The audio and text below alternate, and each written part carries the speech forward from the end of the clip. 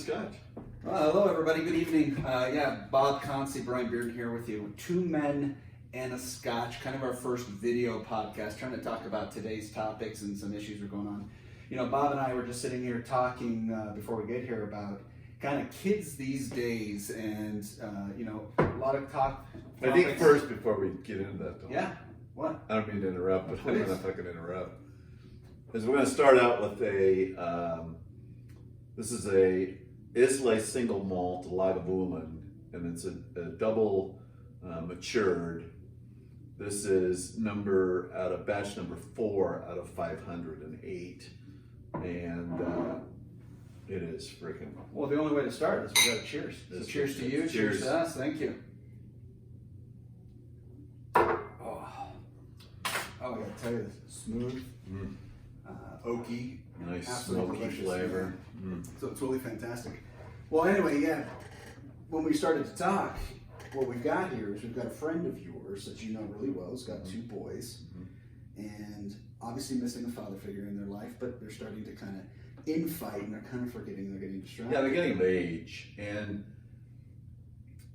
as we talked about this, I thought it would be actually a good thing for us to even try on 2 Men and a Scotch is discuss it, because I grew up with 4 brothers. Any brothers? You know what? 2? I was by myself until I was 12, and then I had a sister that I helped raise. So for me, I was raised as an only child and kind of had that attitude, but then kind of learned a lot of my parenting from when I turned 12 and my sister was born, and I just adored her. And I had a lot of cousins, though, from down south, so the southern families are big. Oh, right, yeah. It's a whole nother world, but cool. Continue. Well, but, I look at this and I look back at, I come from a 2-parent home, 4 brothers. We're all very different in our natures and what we want to do and what we wanted to do. And I've got a couple brothers that are like in this hate mode of each other and have been there for a while, just because, one is, again, we all assimilate information differently, and we all grow up differently. We view the world differently, and we have our own, takes on how everything's going to go. And I have a brother that, his takes, a couple of my other brothers, they say, the guy's an asshole. I don't even want to talk to him. And I'm like, yeah, whatever, he's still your brother, he's still family. And, sometimes we lose sight of that we're all people, and we all have the right to have our own opinions and be able to talk about them. There's a difference when it becomes, hate and an issue of hurting people. Yeah, absolutely. Then you're talking about a different story. What's funny is we use that term asshole, and just everybody out there understand this is raw and unedited. We're going to be straight out. And if we offend you, I'm sorry, not sorry kind of deal. But we're going to be real. It's one thing I know. I'm if real. we offend you, have a little Scotch. Have a Scotch. It'll be good. But what's funny is you look at a matter of perspective. One man's asshole is another man's just somebody being real. And I look at how many times I was defined where somebody looks at me and goes, "Man, Brian, you're kind of being an asshole." I'm going, I'm not trying to be, right? Because my intention is never to hurt. Right. My intention is to be real. This whole world that we, especially with these kids, we're coddling and we're so fluffy and we're so soft, and it's this everybody gets an award ribbon kind of mentality. Right. And for me, it's like, be real. If you suck, whether you're an employee or you're a person, you suck, I'd much rather look at you and go, listen, you really suck. Right. Okay, you're kind of an ass and you suck, or you know what, your work ethic really sucks. And I'm just giving you my perspective, but when I'm telling you suck, I'm not trying to offend you. I'm trying to be real and say, listen, nobody's told you. You got ribbons your whole life, and I'm trying to tell you there's no ribbon coming from you. You got to earn your shit, right? Fight for it, work for it. And so, yeah, I might be an asshole to you, but one thing that people really define is that they know where they stand. You're real. And I don't know, again, so much, and I got to tell you, Brian and I met, we've become very strong, close friends. And we met through the auto industry, and some shit had happened to him, and I know the feeling when shit happens to you, and like you're booted out of a position, and you're doing a good job, or you're doing a great job, but for whatever reason, you lose that position, and it can hurt. And, I knew Brian in the business. I thought he was kind of an asshole too, but I liked him. And, and I called him and said, hey, dude, you got a raw deal. And, it turns out we ended up working together in some dealership. And there was a couple meetings that we've been through together with all these people in one meeting. Brian does his typical. And I just looked at him, I said, you know what, dude? You're a punch in the face.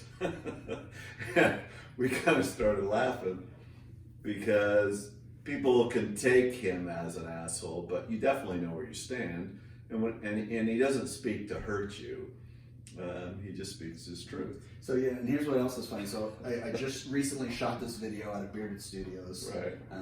I've only posted it on LinkedIn. Soon it'll be on our YouTube channel. Soon be listed everywhere else. But I showed it to my daughter last night. My daughter just turned 19. She's first year in college. And obviously my daughter's known me her whole life. But what's funny, she watches that video. She goes, "Dad, great video, but I gotta tell you, you're intimidating." And I'm like, intimidating? I said, I don't try to be intimidating. I just try to be real. I'm real. I'm direct. I'm forward. But you know what? I recognize it. And again, it goes back to intentions, right? The intent is never to hurt. So kind of back to these boys, these sons, we're gonna come back to right? That's right. Because here's how we started off, fans out there. I mean, how we started off is that we brought Bob in today to the studio to really shoot a video to these two young men. Yeah, I can't get. I need to speak to these two young men, and I want to speak to them together. And they're saying, "Well, we don't want to have a conversation. We don't want to have this meeting or family meeting." So I'm saying, "Okay, you don't seem to understand. This isn't a meeting. I'm going to talk to you guys and give you some wisdom, 2020 wisdom, screw ups." Knowledge that I have gained because you need to see the light. You need to see that this world's bigger than you are. Your family's bigger than you are. What have other people given up for you to succeed? And because they've given that up for you to succeed, what are you going to do with it? Are you going to fight with your brother? We're going to hate each other. We're not going to talk to each other. We're going to do this and go our own way. And, are you helping or hurting the family? And, this doesn't also just roll with a family. This rolls with business. This rolls with friendships. This rolls with life. Particularly in what we're dealing with right now, with the fucking virus. Yeah, I mean, this coronavirus, it's put everybody at a standstill. You want to talk about the ultimate equalizer? It's this invisible virus, and now everybody's on the same playing field. Everybody's struggling. It goes back to 9/11, right? Everybody had their independent, everybody was on their own, everybody had their hatreds, everybody had their prejudices, and then all of a sudden planes hit a building. All of a sudden we're all a team, right? And so here we are now in this virus. It's not that we're just a team in the United States. Now we're kind of becoming a team as an entire world. I mean, talking about just changing the entire format.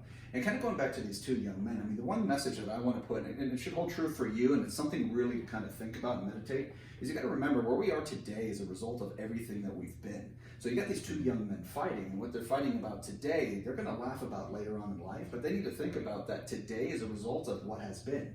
And what has been was from 1 minute ago to up till 10 years ago, who knows? But whatever they're fighting about, honestly, they just need to get over their differences. It kind of goes back to, you used to think I was an asshole. There was just no perspective. I didn't think you were. I knew you were. Oh, that's true. That's true.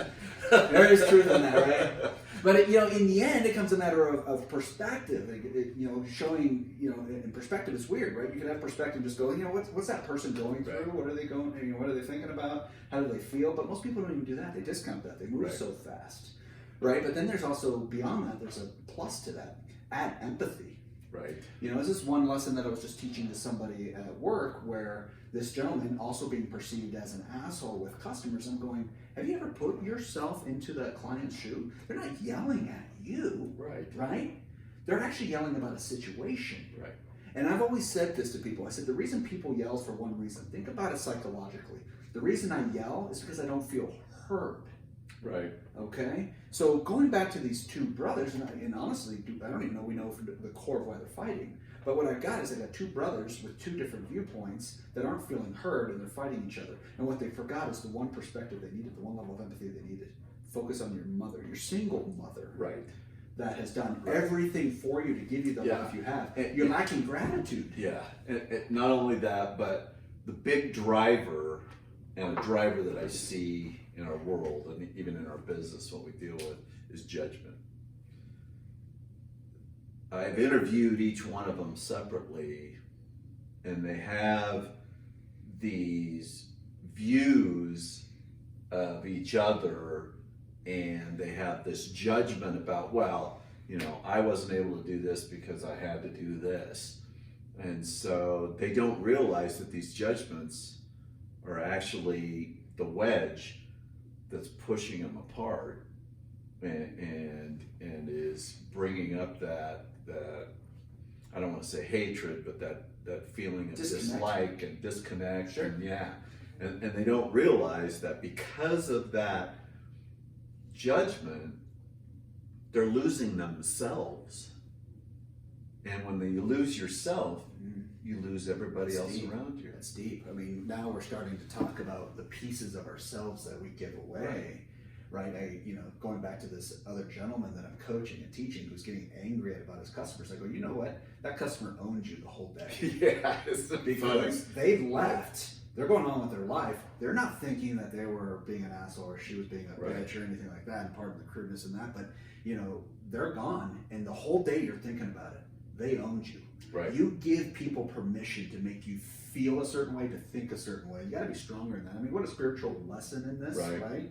Is that one, it's all energy, and we got to let that energy go. I mean, look at the amount of energy we put into things. The amount of energy people put into being broke, or even being rich, being successful, being not successful, being educated, not educated.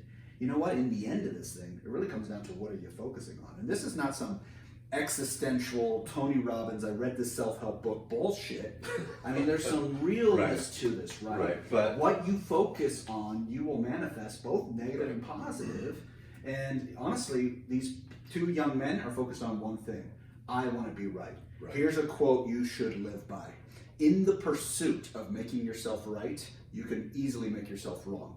Sometimes being right isn't about proving your rightness. Sometimes being right is just making things justified, just holistically. And that may mean that I got to walk away knowing silently that they're wrong or I'm wrong, doesn't matter. What is just?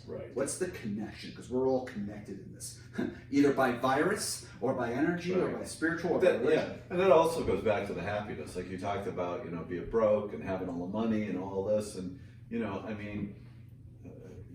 have people that hit these statuses and they still have to get more because they can't fill up, because they aren't centered. Absolutely. They don't know who they are. And you reminded me of a story of the two monks that are walking through the woods, and they come upon this area of this stream and river, and they hear this girl crying, and she's crying because she needs to get to the other side, but she can't do it by herself. And these monks are of the vow that you can't touch a woman, and the younger monk turns his back on her and crosses, and the older monk picks her up, puts her on his back, and he walks across and puts her down on the other side, and then they go on their journey. And the entire journey, the younger monk is just chastising him about touching this woman, and going on and on and on about all of this. And when they get to their final end at the end of the day, the younger one is just going, I just can't believe you've done this. And the older monk said, what is your problem? I put that woman down a long time ago, right as we crossed the river. You've carried her this whole time. And that goes right to your point of, we carry this stuff inside of us, and we project it out, and it does nothing but actually hurts us. Absolutely. I mean, think about this. I mean, nobody wants to think about it in a morbid way, but when you're on your deathbed and you know the final breaths are coming, these are going to be the things that you're going to be thinking about about? Are you going to think about your connections, the people you've loved, the experiences that you've had, the places that you've been, the people that are closest to you? Or are you going to think about all these little things that you've kind of gone through? Right. You know, life is too short. We got to really let these things go. And unfortunately for some, life has been cut way too short recently as this thing has just kind of taken over. I mean, this world, right now, it should put a focus on you right now that every day is absolutely precious. You taught me a lesson here the other day that just reminded me of a lesson. You've got two things that are certain in life, right? One thing we know is that we are here. I got this moment right here, right? And what time is it? It's now. So I've got here and I've got now. So many people focus on the past. I've been wrong so many ways. Going again, that today's results are everything that have been. Well, if you carry the woman with you, right? If you carry your problems with you and all your burdens with you, how are you ever going to free yourself up? Right. And I'm talking to, right now, I'm going to talk to the money problem people because everybody's having like these money problems. But here's the thing. Are we really having problems or are we just having a moment? Are we just having an event? That's really what it is. And I know it sucks because it's real. I've been there. I know what it feels like to be in that moment. But what happens when you carry it with you for so long? How will you ever free yourself up to anything else? If your bucket is full of all this despise and hatred for your current situation, how can you ever fill it with anything else? You got two choices. Empty the bucket or grow the bucket. I highly recommend you empty the bucket because even if the bucket gets bigger, I don't got time to carry some of that stuff. Right? So the focus has got to be, and some of you that are following us and watching this right now, you've probably read, you've probably been educated, right? You wouldn't be watching Two Men and a Scotch. You should be some level watching of 2 Men and a Scotch, and you should be drinking a Scotch. Absolutely. While you're talking to us. Whether you're on your drive to work listening to this podcast, or you're sitting at the home, or you're sharing this with your kids, and again, pardon the language around your children, just tell them big people words, right? But we want to be real. But listen, time to wake the fuck up, right? Everybody's got problems. It's been the great equalizer. In the end of the thing, and that's an excellent point because right now, guess what? Nobody's special. Nobody's special. We're all even. We're all one. That slate has been clean. Listen, people who are poor are not getting much poor or a little bit poor. People who are rich are probably getting straight equalized on this thing. And people that were super wealthy, you know what? They're probably hermiting. They're still not getting out. But in the end of this thing, here's the deal. Everybody's in survival mode right now. But that survival mode, it's going to hit a trough, and then it's going to skim the bottom, and then it's going to start to climb. Here's the problem. When we get into that mode where we should be thriving, we're going to still be so focused on all the bullshit we lost and how I got wronged and I got laid off or I got furloughed or I got this. You know who? In the end, who the fuck cares? Because in 10 years, you're not going to care. Right. So put yourself ready for thriving mode. Right. Which I can tell you right now, that's what Brian and I have been working on. That's what we've been talking about. I mean, yes, what is going on right now is horrible. People are losing their lives. Businesses are scrambling. Everybody's scrambling. Doctors, nurses, all these people at the hospitals. I mean, they're literally putting their lives on the line to handle all of this. And, you know, here's the deal. It's horrible right now, but, you know, every storm cloud runs out of rain, and we are going to come out of this. And the key is not to be, oh, woe is me. I've got a million rolls of toilet paper. The key is, hey, what's the future? What are we going to be able to do? What are the opportunities going to be there? And write it now. Yeah. Like, don't wait and see. You know, how many people live life as a wait and see? Right. They bitch about their results, but they're a wait and see mentality. Right. Quit waiting and seeing. Listen, at least if you're going to shoot for the moon, you'll at least hit the clouds. Those that aim for the ceiling are probably, unfortunately, going to hit it. Right. Remember the quote I told you once, Bob? Because, you know, we're all human, so we've all gone through shit, right? We've all gone through bad times. You were there for me in my bad time. I was there for you in your bad time. But what is one thing I said? It's always darkest before it's dawn. Right. So the dawning will come. And if you think we're just kind of talking about all the people in the medical field and we're kind of talking about it like we don't have any depth or any value, I want to be clear on one thing. Bob's daughter is in the medical industry. So we've got some real tight, deep-rooted connections with people here in doing this. And you know, we feel it. And I don't want to discount those people in the medical industry. They're going to be learning a lot of things. One thing I know, because You know, I don't call myself the wildly optimist. I'm not the super go around hug everybody, Right. always love spiritual guy, even though I can think in those terms. Right. But I'm not the pessimist. I'm not the doomsday. This is it, man. We should have been seeing this coming. The world deserves to Right. die. I'm the realist. I'm the guy right in the middle who sways more on the optimistic side of Right. things. And let's be clear on one thing: we're going to learn so much from all this shit, right? We might live in a world where you and I high five 6 feet away. Right? And we may be washing our hands until our hands are bleeding, and we may do all of these things, but we're going to learn so much. Right. You know, Bob and I have this automotive background. Over a year ago, if not longer, he and I talked about, man, we got to get out of this come to the dealership, come to the brick and mortar mentality, and we got to be there for the people, the Amazon mentality. Yes. Right? Like I always tell everybody I know, I live in an Amazon fulfillment world, okay? I just need to be part of it. I can't bitch that they're shipping to everybody Right. and I'm losing my brick and mortar. I just got to go, damn, they're doing it much better. Exactly. How do I do it better? Right. So a year ago, we're sitting in a meeting at a dealer going, we got to go do this virtually. Look, Carvana's figured out a way, and we don't think they've perfected it. And I'm not here trying to put shameless plugs in them because fuck Carvana. Well, there's like 4 of them out there. Yeah, now. exactly. It- But we've been saying it. Right. Nobody was listening. And I guess God bless, in some terms, and not to discount this, but God bless a little bit of virus going, hey, screw you. You're going to have to do things a little bit differently. Yeah. And In we fact, have to- I think a lot of people are going to have to do business a little differently. everybody will. Our hope is that, and Brian mentioned early, you know, where's the empathy? Our hope is that the humanity comes back into humanity, that we actually, that people matter, everybody matters. And, you know, there's a lot of things that we shouldn't be, that people are dealing with and go through that they shouldn't have to. I mean, it just shouldn't have to happen. You know, there shouldn't be homeless. There shouldn't be hungry people. You know, we've got the power to do all this.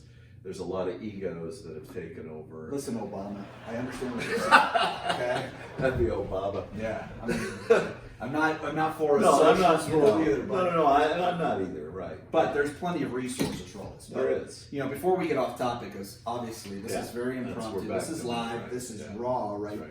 I gotta go back to these 2 boys because I'm going to assume right now, I'm gonna take the position that those 2 boys are gonna watch this. And I want those 2 boys to know one thing. They are what Bob and Brian probably once were, where I may have fought with my brother, right? Where I may have had a viewpoint. You gotta let the shit go. What you need to do is let your own point of view go for a moment. Don't release it completely, but put it to the side. And just for a minute, take a look at the other person and go, you know what? I understand. Right. Okay? We gotta get to that point. We have to accept. The mind has to be open. There's a saying that I always teach salespeople, and not only, you know, in the sales end of the dealership business, but in the service end of the business, and that is see Jim Jones through Jim Jones' eyes, and sell Jim Jones what Jim Jones buys. And that is exactly what Brian is talking about. You have your viewpoint, you can put your viewpoint out there, but once it's out there, it doesn't need to be laid in stone and nobody can move it. It has to be, okay, this is what I have to say. Where does Brian stand? It's clay, it's not stone. Right. Here's my clay, how I've molded it. Right. Help me mold it. Because one Let thing. me have your input. Yeah, please. Oh, you know what? Now I got to shape this a little differently because, you know, that makes sense. And you know what? You gotta let it go, right? Spiritually speaking, you own nothing, you hold on to nothing. So the clay that I bring is not really my clay. It's our clay. It's Right. the world's clay, right? And once again, I'm not trying to get all hippie on this thing, but one thing I'm saying is that when you talk about things set in stone, you've got 2 things. One, you believe it to be perfect in a set way, and you've got emotion attached to it. Right. So when I start chiseling at it, you're going, hey, what are you doing? I've put my hard work, my blood, sweat, and tears in this. I said, great. But how I'm seeing it is that we need to edge this a little bit. We need to make it a little bit different. And when you let go of it, you open yourself up to it. Right. Right? And that's what part of the world problem is that everybody's so firm and so rigid. Okay, you gotta be bamboo. You gotta be able to bend. Doesn't mean you have to necessarily break. You want to be strong, right? I mean, obviously we've gotten to where we are because we've had strong opinions, but one thing that you and I both know is we got here through other people, with other people. Right. One statement I make to everybody I've ever interviewed. I've interviewed hundreds of people, hired hundreds of people. I've lost some people. It's all part of the process. But one thing I always say is, you don't work for me. You work with me. Exactly. I partner with people. So in partnerships, I need you. There's no success without other players. Yeah. It's a little different in management styles for us. There's a lot of people I know that as they grow in their fields and they become managers and vice presidents and all, then they become, Pompous? this is who it is. This is how it goes. Yeah. I got a title. And You ain't got shit, by the way. Yeah, I don't give a shit what the title is. You don't have shit. Exactly. You're playing a role for a Right. small period of time. And if you're smart, you're going to train somebody else to get there because you valued it when you got it. Give it to them because you're going to either move on or you're going to move up. Yeah. I mean, our thinking is that as you move up, your jobs actually become harder because it's not just you and me. It's you and me and 10 other people, 50 other people, 100 other people, And those are the people like Brian's talking about, and with my employees, it was always like, what do you want to do? Do you want my job? Do you want to do this? Do you want to do that? What is your goal? And, some of the people were just passing through. And, well, I'm going to do this for this amount of time. I'm still going to school and this is what I want to do. And I'm like, you know what? That's fantastic. How can I support you in you getting through that school and getting that degree that you want to do and helping you get that job that you want to get? Work hard here for us and with me. And when that time comes, we're going to do everything in our power to help project you onto that. And, that's what life should be about. We're actually kind of moving off topic with the kids too. That's but, okay. I mean, but you know got a what? point. It's the same thing. I mean, just because I'm pissed off and I view things should be this way, are they going to be that way? No. They're going to be however you perceive it. Right? Exactly. Things are what they are. Right? There's a what I call kind of an ism that I put in. Something just is. It's not good. It's not bad. It's not right. It's not wrong. It's based off of our own judgments on it. And so be careful on how you view things. If you view something that's wrong, I've been a self-psychologist, if you will. Yeah. I was going, why do I think this is wrong? Why do I feel this is wrong? Right? How would it be better? How can I change this? Yeah, absolutely. Right? And so in the end of this thing, be careful on your own viewpoint. So here's my next point I'm going to make to you out there, okay? I'm going to be clear. I don't care what position you're in, how high you are, how low you are, whatever you're in. The world doesn't owe you shit. I'm going to be clear to that, okay? Right. We talk a lot about entitled. We hear a lot as we're aging about millennials. I don't really think millennials are a problem. I'm going to be clear. If there's any millennials out there, you know what? Cheers to you, okay? Cheers. Absolutely. I think you guys are fantastic. You know what? I'm going to tell you about you got more opportunity laying at your fingertips Absolutely. than we ever have. Yeah. Take frickin' full advantage of it, man. Do you remember the old Dewey Decimal System? You kids don't fucking know what I'm talking about. But I used to actually have to read books to learn shit. I got a 16-year-old that series everything to get his ass through. Right. Listen, let's go back to it. The world doesn't owe you nothing. Right. And this isn't some strong, manly thing. But in the end, the world owes you nothing. But you can take almost everything. And when I say take, I'm not talking by force. I'm talking about go earn it. Right. Just get real clear, get focused. Quit talking to me about all the people who fucking wronged you. Nobody wronged you. What's really wrong in the scenario is that you feel wronged in it. You know what? Things just are. It just is. Yeah. Move Be through the it. change. Yeah. To follow with that, the river of life flows. It's flowing. Doesn't care how much you take from it. You can go take a thimble, a cup, a bucket. You can back a truck up to it and fill it up. So this is exactly what Brian's talking about. It's there. But going back to even the kids, it's not there with judgment. With judgment, you lock yourself into a zone and close yourself off from input that will help you grow. You don't have to agree with all of it, but it helps you grow. The more open-minded you are, the more opportunity you have to grow. And every day, by the way, is a do-over. Yeah. I find that judgment is like walking through life with a 500-pound block on your back. You're still moving forward, but you're just moving forward slowly. Right. And you're thinking more about the agony, the pain, the pull on you than you are seeing everything that's around you, Yeah, the beauty that's around good. you. You got to be able to let go and chain yourself from it. And it's not going to be that we're without judgment. We're not going to be without prejudice. I mean, we've been formed, we've been grown, we've got paradigms. I mean, years of getting, for me, it's been 42 years getting to the point. That's 42 years of weathering, shaping, and just going through experience. It's like 35 years for me. Yeah. plus, whatever. Whatever. Yeah, in the end, people out there are fans, are newly formed fans out there. I mean, we appreciate it. These things are going to get better. They're going to get stronger. And we want to end up being able to have like an email. We will have an email. We will have a phone because we want to be able to do some live chats. And our ultimate goal is to get who on our show? Who are the two people? We're going to get Chuck Norris as a reflection of him. And we're going to get Conor McGregor. Yes, my fan. And you can see he's kind of got the beard. I got the nice chiseled beard. I got the little swagger. Right. He doesn't have any tats, though. Hey, listen, I know I'm not drinking Perfect 12, Connor. Don't fucking judge me on it. Send me a bottle. Reach out to me, Connor, and I will put your scotch on this show when we've got 1 million fans. Chuck, but hey, come on please. through. Chuck, always the true Texas Ranger to me, always. But hey, fans out there, in the end, you know what? Do something to pick yourself up. And if you are up, great. Pick people up around you too. And you know what? I feel like this is going to be a big year. I know it's tough right now, but look over the next 12 months. It's time to pick yourself up. If you're a person making $30,000, $40,000, $50,000 a year, I'm the guy that believes that you can get over your $100,000. If money is your motivation, it may be a connection. It may be learning. It may be growing yourself. It may be losing weight. Whatever it is, I'm the guy to tell you that, I lost 80 pounds once because I got sheerly focused on, I got sick and tired of losing my breath going up the stairs. And I'm also the guy that once said, I want a $100,000 a year job. Greatest thing was my journey to 100 grand. Worst thing is I hit 100 grand going, now what? Right. So the real thing I want to put out there is when I lost 80 pounds and when I also made, the first time I made 100 grand many, many years ago, it was the journey that I liked. So enjoy the journey. Yeah. Both dark or light, however you judge it, enjoy the journey. I'm sitting at a job right now where I unfortunately had to furlough and lay some people off, and that's horrible. I hate it. I hate putting people in that situation.